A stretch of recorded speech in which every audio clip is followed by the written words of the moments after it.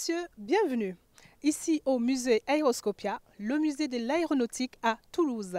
J'ai le plaisir de vous recevoir dans ce magnifique espace pour vous présenter l'équipe de l'Institut français du fascicule 2.0. Tout un programme, car nous allons rencontrer le trésorier, le président et un des membres adhérents qui est tout simplement formateur. C'est une plateforme pour l'éducation, une plateforme où la roue du savoir tourne. Nous allons en savoir, je ne peux pas tout vous dire maintenant, nous allons découvrir leur parcours professionnel, leur parcours social, leur parcours éducatif, mais surtout, qu'est-ce que c'est le fascicule 2.0? C'est quoi le cours 2.0? Et bien sûr, entendre au-delà de ce qu'ils font en France, de leur pays d'origine, le Congo, à travers l'Institut français du fascicule 2.0. Il est temps pour moi de rejoindre l'équipe. Ne me lâchez pas du regard.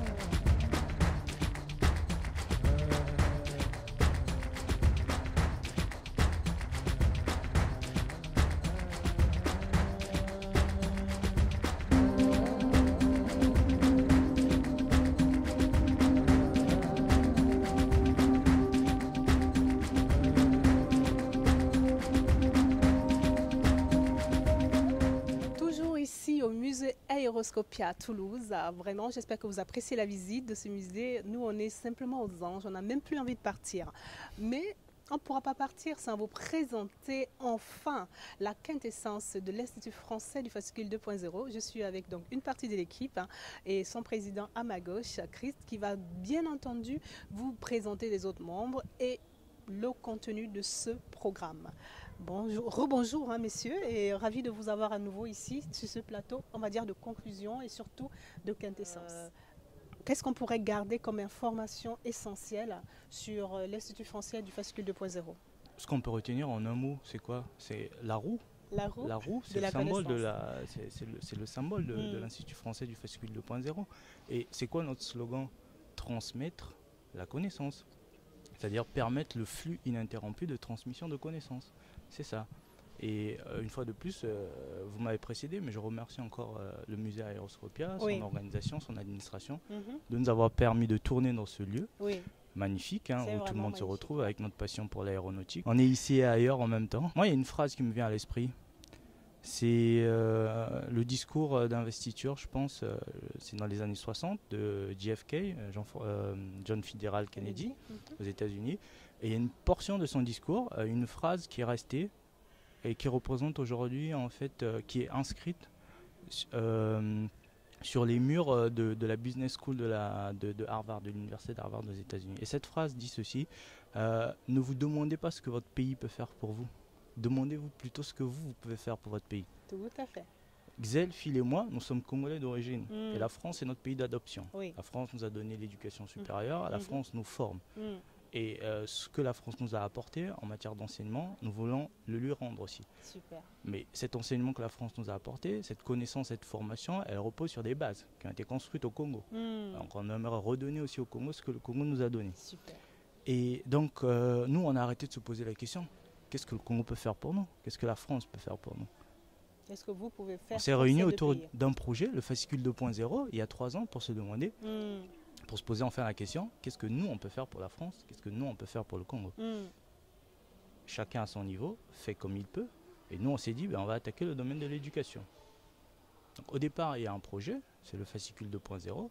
C'est un ouvrage conçu par une équipe d'amis ingénieurs dont Xel faisait partie, Phil faisait partie, pour concevoir un manuel scolaire pour permettre aux élèves qui passent le brevet au Congo de s'exercer.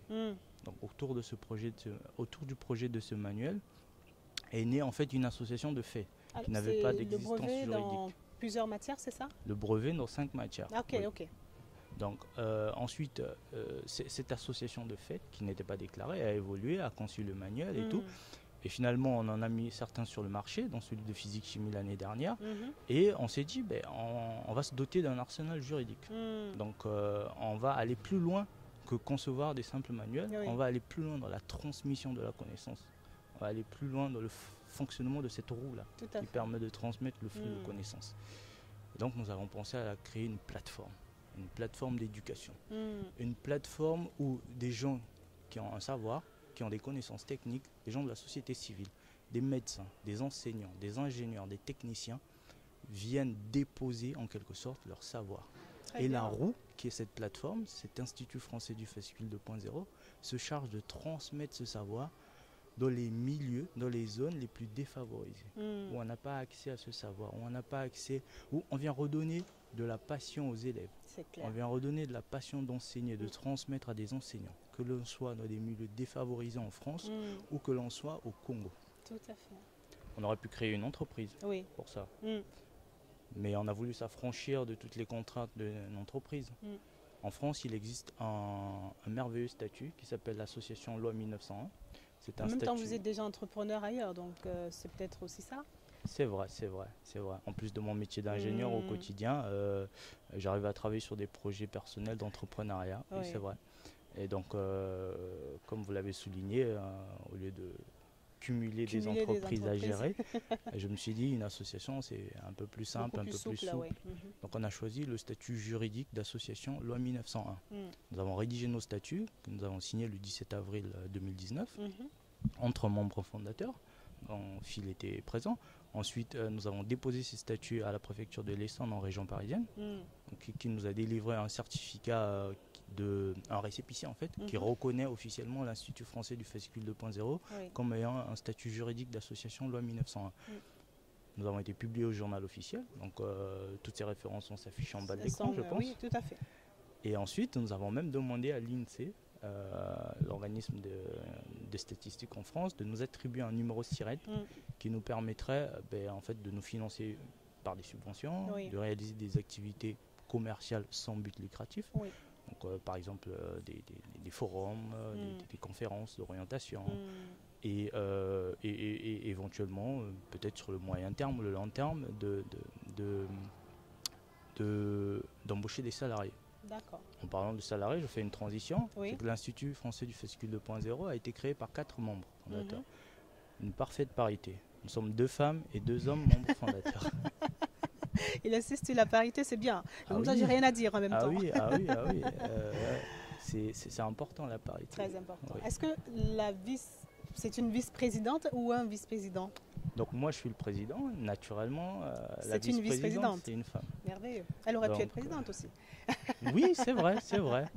Mais en fait, vous savez, nous sommes 4 membres fondateurs et nous sommes les 4 membres du bureau. Exécutif. L'association fonctionne avec un bureau qui va la diriger. On est élu, hein. On n'est pas dans... C'est pas de la... Il n'y a pas de... C'est pas une monarchie à la tête de l'Institut, à la tête de la plateforme. Donc il y a des élections dans 3 ans et demi. Qui vont permettre d'élire un nouveau président. Peut-être que ça sera elle la présidente et moi peut-être le vice-président ou pas. Ou peut-être elle pour être le prochain vice-président ou le prochain président. On est absolument décomplexé sur ces sujets-là. Le but étant de faire tourner la plateforme. Très bien. Donc mes 2 chers amis et collègues qui ne sont pas là, c'est mademoiselle Rita Nzamba qui est secrétaire générale de l'association. Elle habite à Clermont-Ferrand. Et en région parisienne, nous avons la vice-présidente, mademoiselle Lucide Bouya. Merveilleux. Nous leur disons bonjour. Nous savons qu'elles sont de tout cœur avec nous et certainement dans les prochaines activités de l'association, on aura certainement l'occasion de les rencontrer, j'ose espérer, lors d'un prochain tournage. Donc on a planté le décor, on a la genèse, on a l'historique, on voit vraiment d'où part ce magnifique projet parce qu'il est vraiment beau. Et j'ai envie de partir sur objectif. Étant donné que c'est une association à but non lucratif, il y aura forcément des fonds générés. Comment est-ce qu'ils vont être gérés ces fonds? Si jamais vous avez du surplus, à quoi il est destiné ce surplus? Éventuellement, je ne sais pas moi, vous avez des subventions qui tombent, j'en sais rien, vous organisez des conférences, peut-être c'est payant, est-ce que c'est pas payant? Est-ce qu'il y aura des choses gratuites, des dons? Voilà, comment quelle est l'ambition autour de cette partie non lucrative? tout à l'heure, je vais passer la parole au trésorier Phil Oui. pour vous parler un peu de comment on va se financer. Mhm. Vous avez souligné les conférences, les subventions, c'est un peu Mhm. tout ça. Mais surtout, pour vous répondre, le surplus d'argent généré, ça part de l'agrandissement de la roue. Je veux dire, D'accord. aujourd'hui, nous commençons en France et au Congo-Brazzaville pour cette rentrée de septembre-octobre 2019. Mhm. Mais le but, c'est de s'étendre aux autres pays d'Afrique, aux Mm. autres localités en France qui ont Mm. besoin de la présence de l'Institut français du fascicule 2.0. Mais vous savez, on transmet de la connaissance. La transmission, elle n'est pas orale, hein. C'est compliqué. Sinon, après, c'est le téléphone arabe et puis on perd le fil. Donc, on a besoin de matériel. Donc, par exemple, dans nos statuts, nous avons les membres fondateurs, qui sont 4, qui sont au nombre de 4. Il y a les membres d'honneur de l'Institut. Il y a les membres bienfaiteurs.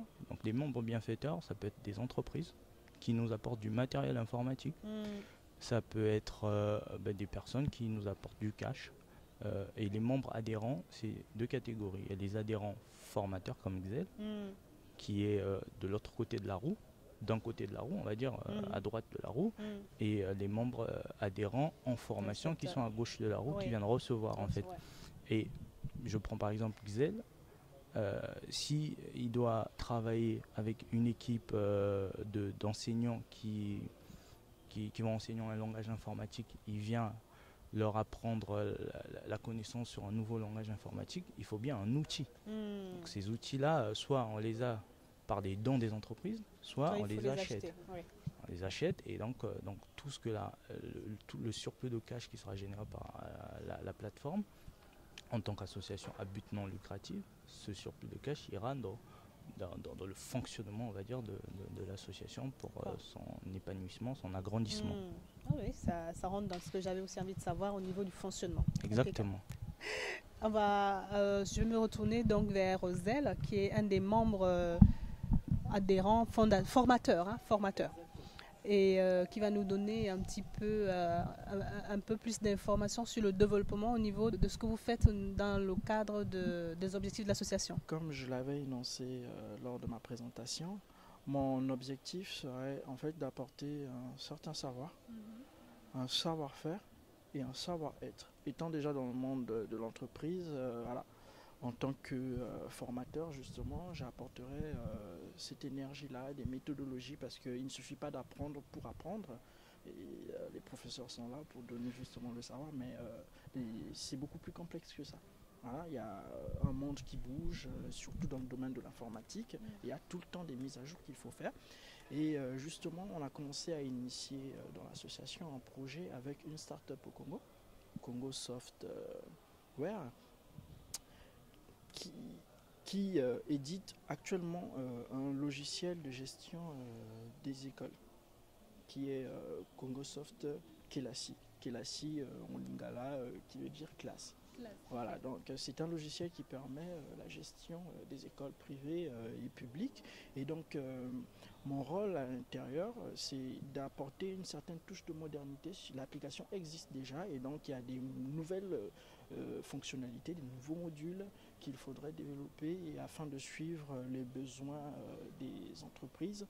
Et actuellement c'est un logiciel, disons, grand public, enfin grand compte. Donc il s'agit des grandes écoles et des écoles publiques qui ont plus de moyens pour acheter ce logiciel. Et donc on va essayer d'orienter vers le côté web afin de permettre à des petites écoles privées, des petites des petites écoles qui viennent de voir le jour, d'utiliser aussi bien ce logiciel. Exactement. Donc, exactement. Et donc là, nous avons commencé à former les développeurs sur place. Et donc, j'ai commencé à initier certains MOOC, certains cours qui va leur permettre de monter en compétences. Et ensuite, je vais faire un suivi constamment afin qu'ils soient toujours... Tout ça se passe à distance? Tout ça, pour le moment, ça se passe à distance. Et vous savez, en informatique, on n'a pas besoin de se déplacer, de prendre des avions et arriver sur place. Quoique, on le fera. On le fera très prochainement lors de l'organisation et des conférences que le trésorier fera. Et on pourra venir sur place, organiser des petits meetings et pour sensibiliser justement les membres en formation sur place. Et donc pour le moment, ce qu'on fait, c'est qu'on a un premier contact, on essaie de voir sur quel langage ils évoluent et on essaie d'apporter cette petite touche qui manque. Hein. Donc le côté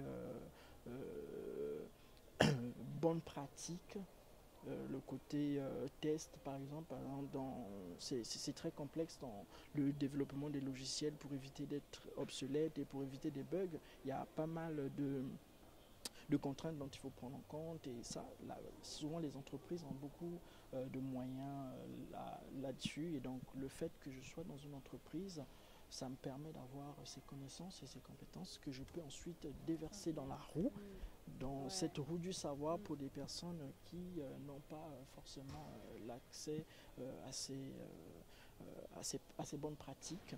Et donc, en tant que développeur d'applications web, nous allons nous focaliser sur l'agilité. On parle beaucoup d'agilité, on parle beaucoup de l'intégration continue pour faire vivre un logiciel dans le temps. Et donc ça va être un de nos volets. On parle aussi de sécurité de nos jours. Voilà. Ça ne sert à rien d'avoir une application qui n'est pas sécurisée. Et ça va donner de la confiance. Et l'outil informatique, par exemple, en commençant par la gestion des cours, on ne se limitera pas que par là. Donc il y aura par exemple des modules qui vont faire le suivi d'un étudiant, d'un élève, qui va permettre à cet élève par rapport à ses notes, par rapport à ses moyennes, d'avoir une certaine orientation.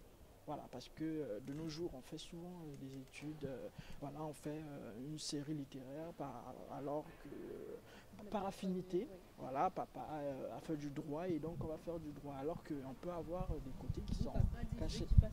Exactement. Et donc on aura exactement certains modules qui vont permettre de simuler par rapport aux notes des étudiants ou de certains élèves, de leur faciliter une certaine orientation et un certain parcours par rapport, par rapport à ce qu'ils souhaitent, par rapport à leur... Donc on veut allier le concret et le rêve. Voilà, donc il faut faire rêver et il faut aussi matérialiser ce rêve à travers des notes, exactement. Et donc on compte développer des outils comme ça qui permettront pas mal de nos compatriotes, de nos chers membres à avoir un certain parcours assez cohérent et voilà. Et permettre aussi aux formateurs sur place d'avoir des bonnes pratiques pédagogiques pour la transmission du savoir. Est-ce que toutes les personnes, admettons au Congo ou en France, qui tombent sur ce fascicus doivent automatiquement être membres pour bénéficier de ce que vous proposez, ou alors c'est finalement dédié à tout le monde? Alors le fascicule 2.0, c'est un manuel à la base conçu uniquement pour le Congo en fait à la base. D'accord. C'est pour répondre à un certain besoin du Congo. Donc Très bien. on en parlera tout à l'heure, Oui. comment il a été conçu. C'est un manuel mixte en fait qui vient de méthodologies croisées des manuels qui existent en France, parce qu'en France on a ces manuels avec l'application au programme congolais. Ok. Donc le fascicule 2.0 c'est que pour le Congo et c'est D'accord. pour les élèves. Très bien.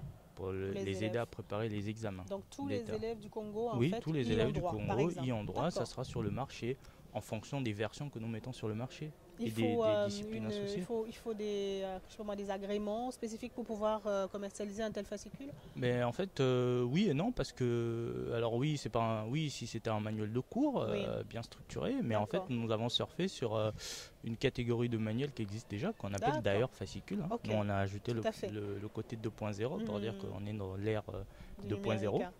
Et en fait, ce sont des manuels qui sont conçus par des profs indépendants avec en collaboration avec des éditeurs. Okay. C'est sur cette vague que nous avons surfé pour concevoir le fascicule 2.0. Très bien. Donc ça, c'est pour le Congo. Et donc l'Institut français du fascicule 2.0, on la considère mondiale. C'est une vision globale, on va dire. C'est le mot qui convient le mieux. Et elle commence en France et au Congo, et comme j'ai dit, parce que c'est nos deux pays d'origine et d'adoption. Alors, donc pour vous répondre, le public, c'est lequel? Mais le public que l'on touche, c'est l'individu qui veut éventuellement se réorienter ou se reformer, l'enseignant et l'élève. Alors, on aurait pu créer des écoles ou une école, mais si on se met ensemble, on mutualise les moyens, on va créer 1, 2, 3, 10, 100 écoles au Congo, on ne pourra pas couvrir toute la population. Alors moi, ce que j'ai comme connaissance en tant qu'ingénieur en calcul de structure avion, ce que j'ai comme passion, si je veux le transmettre à des élèves, je le fais via des conférences d'orientation. Ce que j'ai comme parcours de formation via des conférences d'orientation pour les conseillers. Mais ce que j'ai comme connaissance en mécanique, même si j'allais enseigner, je toucherais toujours beaucoup moins d'élèves que si je transmettais mes connaissances à un enseignant. Prenons un enseignant qui sort d'école. Il sort d'école, il a peut-être 30 ans de carrière derrière lui. Mais si moi, par mon expérience d'ingénieur, par mon parcours d'ingénieur, je viens renforcer ses capacités, ses connaissances théoriques, en fait, je rends ces cours qu'il va enseigner plus intéressants pour les élèves. Oui. Il y aura plus de compréhension sur 30 ans. C'est des centaines de milliers d'élèves derrière qui deviendront un jour, à leur tour un jour des profs et tout. Et en fait, pourquoi avoir choisi ce public cible de profs? En 2017, au Congo, à Brazzaville, on a inauguré un complexe lycée-collège. C'est le président qui l'a inauguré. Et le ministre a fait un discours fleuve plaidoyer dont on peut retrouver un extrait dans un journal qui s'appelle La Semaine africaine. C'est là que moi j'ai eu l'information. Et le ministre il fait un plaidoyer en disant qu'il a un besoin de plus de 37 000 enseignants au Congo. Mais il n'en a que 18 000. Et moi la question que je me suis posée, qui enseigne la moitié des élèves? Et en fait il y a beaucoup de profs, on va dire, qui ne sont pas passés par la formation conventionnelle des écoles, parce que l'école en forme beaucoup moins maintenant. Et donc ce sont ces professeurs en fait qui, je ne veux pas dire qu'ils se sont improvisés parce qu'ils sont formés, hein. Ils ont des licences, des maîtrises, des masters, mais ils n'ont pas été formés pour être des enseignants. C'est des gens qui ont fait des formations d'ingénieurs, des gens qui ont fait des formations de droit, qui se reconvertissent après dans l'enseignement. Nous, ce qu'on va leur apporter, c'est l'expérience des autres enseignants, qu'ils soient d'université, de lycée, de collège, qui sont membres adhérents formateurs. L'expérience des ingénieurs comme Xel, l'expérience des financiers comme Phil, l'expérience d'ingénieurs comme moi, qui viennent renforcer leurs capacités dans le but d'enseigner mieux. Tout à fait. Nous sommes le 3 août, il y a 3 ou 4 jours, le Congo a publié les résultats du bac général. 70% d'échoués. 30% d'admis, c'est un scandale. Ça veut dire qu'il y a des choses à faire, il y a des choses à rectifier. Nous sommes la société civile, on laisse les pouvoirs publics rectifier le tir avec leurs moyens et leurs méthodes. Nous greffons à côté pour apporter des moyens et des méthodes parallèles aussi qui vont s'ajouter à ce qu'ils font déjà. Tout à fait.